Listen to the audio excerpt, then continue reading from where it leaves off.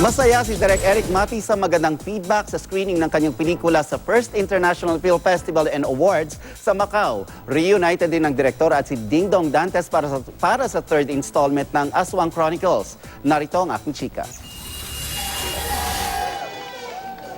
Balik bansa ang direktor na si Eric Mati matapos ang screening sa First International Film Festival and Awards sa Macau ng seklusyon na Metro Manila Film Festival entry rin. Bukod sa naging magandang pagtanggap sa pelikula, isa si Direk Eric sa mga nakatanggap ng The Crouching Tigers Award for Best Pitch para sa pinaplano nilang pelikula ukol sa Mama Sapano Encounter. Ang mga pangunahing karakter ay gagampanan ni Ding Dong Dantes at Piolo Pascual. Napag-usapan na rin daw nila ni Dong ang third installment ng Aswang Chronicles kung saan maaaring kasama na si Marian Rivera.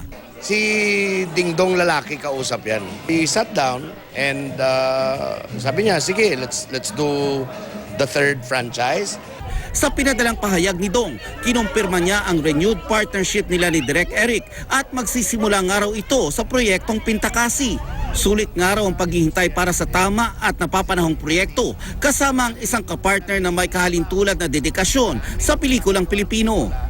Excited na rin daw si Dong para sa ikatlong installment ng Aswang Chronicles at nagpapasalamat siya sa suporta para sa franchise. Tinuldukan na ni Dong at Direk Eric ang issue na nagugat ng biglang mapalitan si Dong sa MMFF 2015 entry na Honor Thy Father. Ayon kay Direk Eric, malaki raw ang pag-asa niya para sa pelikulang Pilipino at pinakita ito sa MMFF 2016. I hope this is given a chance for at least three years or more.